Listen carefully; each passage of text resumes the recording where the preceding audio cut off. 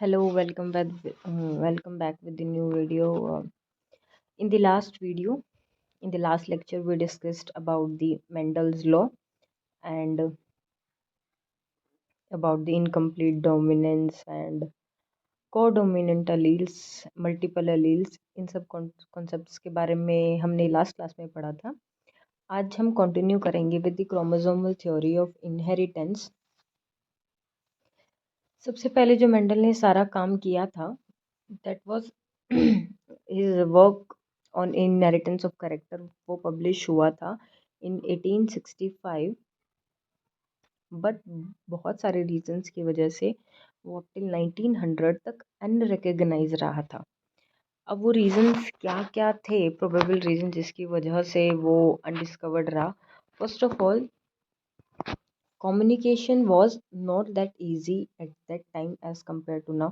क्योंकि अभी इंटरनेट है, व्हाट्सएप है, टेलीग्राम है, an number of portals are available for the communication. But at that time communication was not that easy and उनका work जो था वो वाइडली पब्लिसाइज्ड नहीं हो पाया. सेकंड, जो उन्होंने कॉन्सेप्ट ऑफ जीन दिया था या फैक्टर बोला था मेंडल ने, जिनको जो एज अ स्टेबल एंटिटी थी और डिस्क्रीट यूनिट थी, जो कि कंट्रोल कर रही थी एक्सप्रेशन ऑफ ट्रेट, जो थी पेयर ऑफ अलील्स थे जो वो ब्लेंड नहीं होते हैं. मतलब टॉल हमेशा, मतलब देर, अगर हम कंट्रास्टिंग ट्रेट्स के बारे में करें तो टॉल एंड ड्वार्फ दो फिनोटाइप ऑब्जर्व हो रहे थे और हमको कोई मीडियम हाइट ऑब्जर्व नहीं हो रही थी. तो मीन्स जो जो पेयर ऑफ अलील थे वो ब्लेंड नहीं हो रहे थे, जो कि ये फैक्ट जो थी was not accepted by his contemporary, क्योंकि ये एक्सप्लेनेशन नहीं दे रहा था जो कॉन्टिन्यूस वेरिएशन हमको नेचर में दिख रही थी. थर्ड जो रीज़न दिया गया कि मेंडल वॉज एन मेंडल ने यूज़ किया था mathematics to explain the biological phenomena, जो कि बहुत ही न्यू कॉन्सेप्ट था और अनएक्सेप्टेबल था to many of the biologist of his time. कि वो बायोलॉजी में मैथ्स कैसे लेके आ रहे. जैसे कि हमने अभी पढ़ा था ना, बाइनोमियल एक्सपेंशन के थ्रू भी देखा जा सकता है, एक्सप्लेन किया जा सकता है. जो फोर्थ रीज़न था ज़्यादा इम्पोर्टेंस ना मिलने का, दैट वाज कि मेंडल ने क्या सजेस्ट किया था कि there is a factor which is responsible, but वो फैक्टर का क्या है, कैसा है, इसका कोई प्रूफ नहीं था, जिसकी वजह से his theory was not univocal accepted all over the world. But later on, in 1900, there were three scientists who rediscovered the Mendel result of inheritance of characters. And also, up till this time, there were advancements in the microscopy, जिसकी वजह से scientists has observed कि they have observed the cell division. और cell division के time पे क्या होता है, क्रोमोसोम सेग्रीगेट होता है. तो उस टाइम पे क्या हुआ था, माइक्रोस्कोपी की वजह से they have this led to discovery of nucleus. और इट वाज ऑब्जर्व्ड कि न्यूक्लियस क्या करता है, डबल करता है, appear to double and divide just before each cell division, है ना. और उसमें क्या होता है, क्रोमोसोम्स होते हैं. क्रोमोसोम मीन्स, क्रोमोसोम्स क्या होते हैं, वो कलर्ड बॉडी, जिसकी वजह से इसका नाम दिया गया था, जो कि ऑब्जर्व की जा सकती है by staining it with different dyes. So by 1902 देखा गया कि क्रोमोसोम मूव करते हैं मियोसिस में, ये पता चल गया था. और Walter Sutton and Theodore Boveri ने देखा कि बिहेवियर ऑफ क्रोमोसोम जो था वो पैरेलल था किससे, हमारे बिहेवियर ऑफ जीन या फैक्टर के जैसे, जो हमने बोला था. ठीक है, और ये एक्सप्लेन करता था मेंडल लॉ की तरह ही, है ना. तो अगर हमें याद हो the behaviour of chromosome, equational division, और मियोसिस को रिडक्शन डिवीजन बोलते हैं. तो दो टाइप का डिवीजन होता है, एक होता है माइटोसिस और एक होता है मियोसिस. माइटोसिस में क्या होता है, क्रोमोसोम नंबर सेम रहता है, और मियोसिस में क्या होता है, क्रोमोसोमल नंबर हाफ होता है। इसलिए मियोसिस को क्या बोलते हैं, रिडक्शन डिवीजन बोलते हैं, और माइटोसिस को क्या बोलते हैं, इक्वेशनल डिवीजन। क्या बोलते हैं, इक्वेशनल डिवीजन बोलते हैं। ठीक है।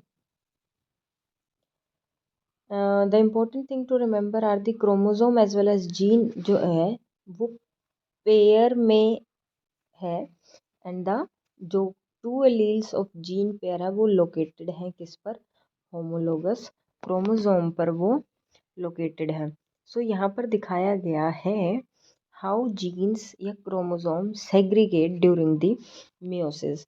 सबसे पहली बात जो हम पढ़ें या समझने की कोशिश करें कि सेल साइकिल में क्या होते हैं, 4 फेजेस होते हैं, G1 S G2 M। ठीक है। और एक्चुअल सेल डिवीजन किस फेज में होती है, M फेज में, और डुप्लीकेशन ऑफ डीएनए किस में होता है, S फेज में। ठीक है। जो यहाँ पे डायग्रामेटिकली डिपिक्ट किया गया है, G1 G2 and meiosis phase दिखाया गया है।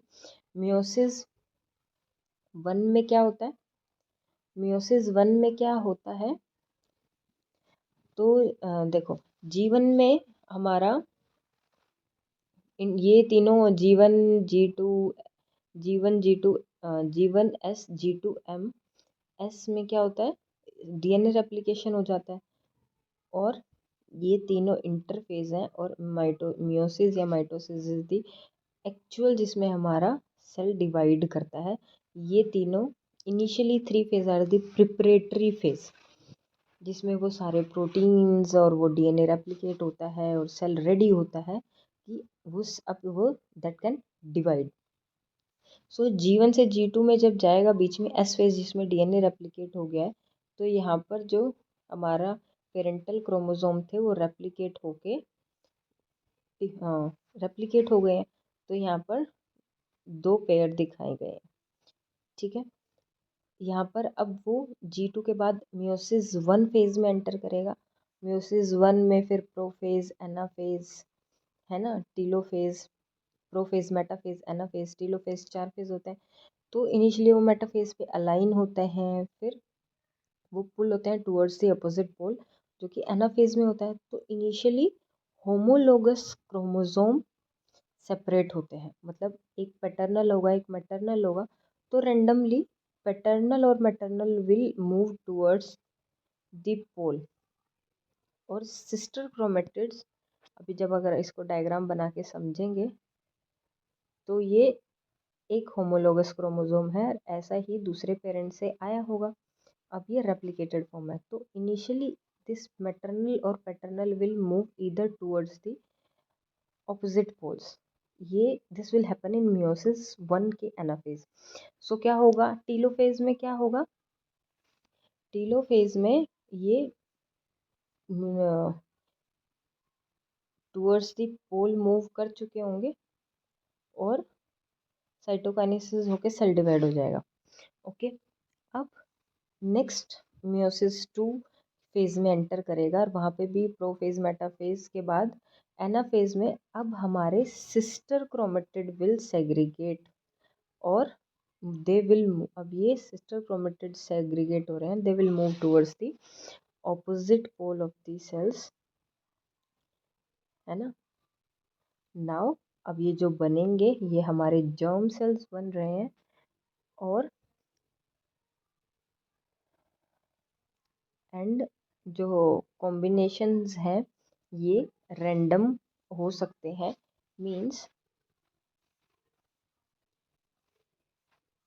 जैसे इन्होंने पैटर्नल क्रोमोसोम को अगर फॉर एग्जांपल हम देखें रेड में है और मैटरनल ऑरेंज में है, और ये सेकंड पेयर ऑफ क्रोमोसोम का एग्जांपल दिया गया है, ये भी पैटर्नल लगाएं और ये मैटरनल लगाएं, randomly they align along the axis metaphase central line में, जहाँ से दे अलाइन टूवर्ड्स द पोल। तो ये पैटर्नल का कॉम्बिनेशन बन सकता है मैटरनल के साथ, और पैटर्नल के साथ सिमिलरली मैटरनल का कॉम्बिनेशन बन सकता है पैटर्नल के साथ या फिर मैटरनल के साथ। तो जर्म लाइन में जो हमको कॉम्बिनेशन मिलेंगे दैट विल रैंडमली अलाइन होने की वजह से हमको अलग अलग combination we can observe during the segregation और मियोसिस। ठीक है, वही चीज़ इन्होंने यहाँ पे फिर से एक्सप्लेन की है कि कैसे रैंडम कॉम्बिनेशंस बनते हैं because of different alignment at the metaphase in the metaphase. So during the anaphase of meiosis 1 two chromosome align करते हैं और वो अलाइन जो करते हैं that are independent of each other. ठीक है, तो इन्होंने अलग अलग कलर लिए हैं क्रोमोसोम के ताकि वी कैन अंडरस्टैंड ईजीली, क्योंकि हमको देख के ज़्यादा अच्छे से समझ आता है। ठीक है, तो एक long orange short green chromosome और एक long yellow short red chromosome at the same pole. और यहाँ पर क्या करा है, यहाँ पर ऑरेंज और ग्रीन और यहाँ पे येलो और रेड। और यहाँ पर क्या हुआ, पॉसिबिलिटी दूसरी कि ऑरेंज के साथ ग्रीन है और येलो के साथ ऑरेंज के साथ रेड है और येलो के साथ ग्रीन है। तो ये डिफरेंट डिफरेंट कॉम्बिनेशंस बन गए। तो अब क्या होगा, they can because of random alignment पहले मियोसिस में क्या होगा, होमोलोगस क्रोमोसोम सेग्रीगेट होंगे। अब सेकंड मियोसिस में क्या होगा, सिस्टर क्रोमेटिड सब सेग्रीगेट होंगे और जर्म सेल्स में हमें डिफरेंट डिफरेंट कॉम्बिनेशंस ऑब्जर्व होंगे and these combinations are observed because of random alignment of chromosome at the metaphase split. अब जो ये पूरा एक्सपेरिमेंट और ये सब दी गई है, इसके बेसिस पे उन्होंने आर्ग्यू किया कि the pairing and segregation of pair of chromosomes lead to the segregation of pair of factor that they carried, है ना। और उन्होंने यूनाइट करा नॉलेज ऑफ क्रोमोसोमल सेग्रीगेशन के साथ और मेंडल के प्रिंसिपल को, और इसको उन्होंने कहा क्रोमोसोमल थ्योरी ऑफ इनहेरिटेंस। तो क्रोमोसोमल थ्योरी ऑफ इनहेरिटेंस है क्या, जब जो ये क्रोमोसोमल सेग्रीगेशन का इंफॉर्मेशन को यूनाइट किया गया विद द मेंडेलियन प्रिंसिपल्स, उसको इन्होंने नाम दिया chromosomal theory of inheritance. Following this synthesis of idea बहुत सारे वेरिफिकेशंस हुई क्रोमोसोमल थ्योरी ऑफ इनहेरिटेंस की बाय थॉमस हंट मॉर्गन। और उन्होंने देखा कि दे discovered that basis of variation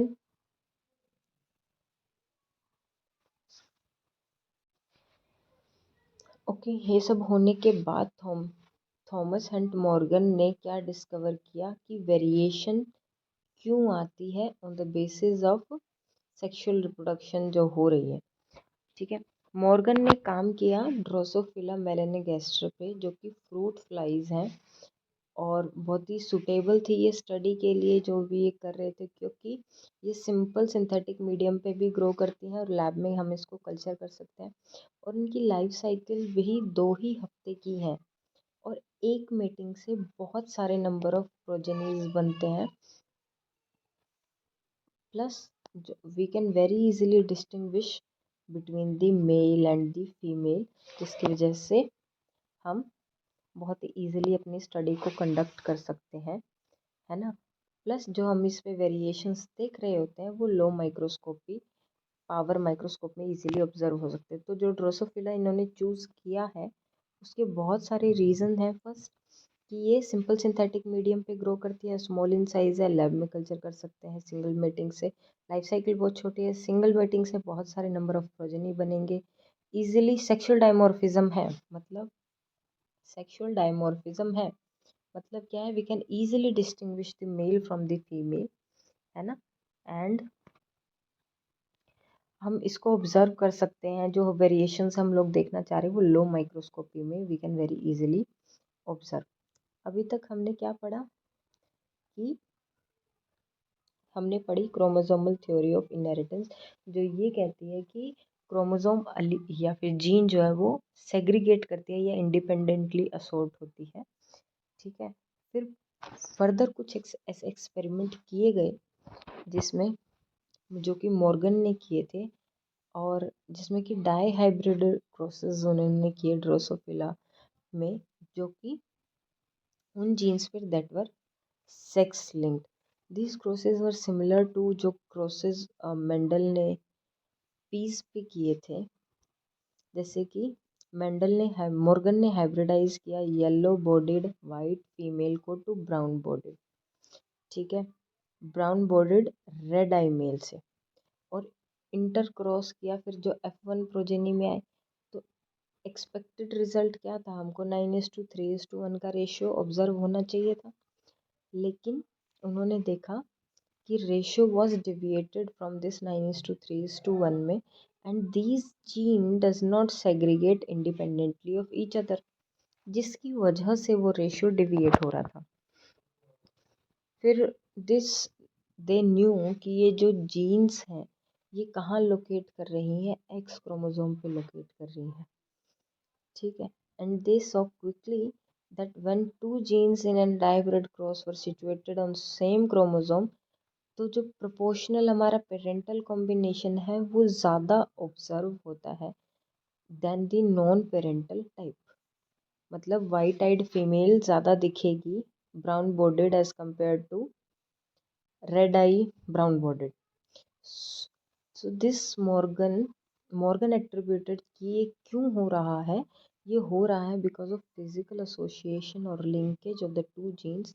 और इस फैक्ट को या इसको एक्सप्लेन करने के लिए जो इन्होंने टर्म दी वो लिंकेज बोला, linkage to describe the physical association of a gene on a chromosome. और इस फिजिकल एसोसिएशन को क्या बोला, recombination, to describe the generation of non-parental combination, ठीक है।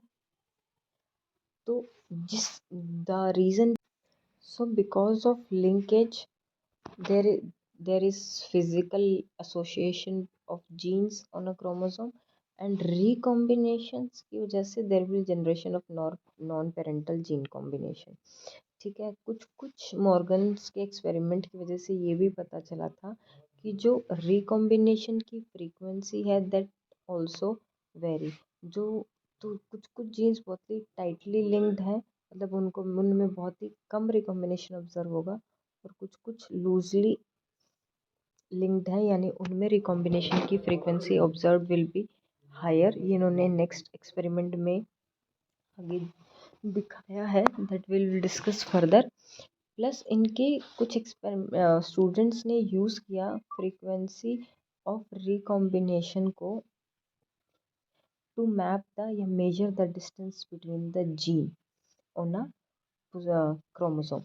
सो इन्होंने क्या यूज़ किया कि रिकॉम्बिनेशन फ्रीक्वेंसी हायर कब होगी, जब डिस्टेंटली लोकेटेड होंगे, और रिकॉम्बिनेशन फ्रीक्वेंसी लोअर कब होगी, जब क्लोजली रिलेटेड होंगे। So by correlating this to fact, frequency with the distance, इन्होंने ग्राफ प्लॉट करते हैं और they try to calculate the distance between the genes on the basis of frequency of recombination, ठीक है। The way we can distinguish between male and female Drosophila, तो ये हम यहाँ पर देख सकते हैं कि male is shorter than the female, उसका साइज छोटा है, ठीक है। नेक्स्ट इज वो ग्राफ दो वो शो किए हैं क्रॉसेस, जिसमें कि हम देख सकते हैं क्रॉस एक इसके बीच में किया गया है येलो बॉडी वाइट आई, और मेल में वाइल्ड टाइप लिया गया है। वाइल्ड टाइप वो जो मेजरली ऑब्जर्व किया जाता है नेचर में, और दूसरा म्यूटेंट है, ठीक है। तो क्रॉस ए में we can very easily observe कि रिकॉम्बिनेंट फ्रीक्वेंसी 1.3 है, और क्रॉस बी जो कि दूसरे दो फैक्टर या ट्रेड्स को लेके किया गया है, उसमें देखा गया कि रिकॉम्बिनेंट फैक्टर जो है वो रिकॉम्बिनेंट टाइप्स जो है वो ज़्यादा है, तो ये टाइटली लिंक्ड है और ये लूजली लिंक्ड है। यानी इसका मतलब क्या है, ये क्लोजली, मतलब ये क्रोमोसोम पर ज़्यादा आस पास लोकेटेड हैं as compare to these two genes या टू फैक्टर और टू ट्रेट्स, जिसकी वजह से इन दोनों के रिकॉम्बिनेशन फ्रीक्वेंसी अलग अलग है। आई होप आपको ये समझ आया होगा। Thank you for watching this video. Do like, share and subscribe the channel ABCs of biology.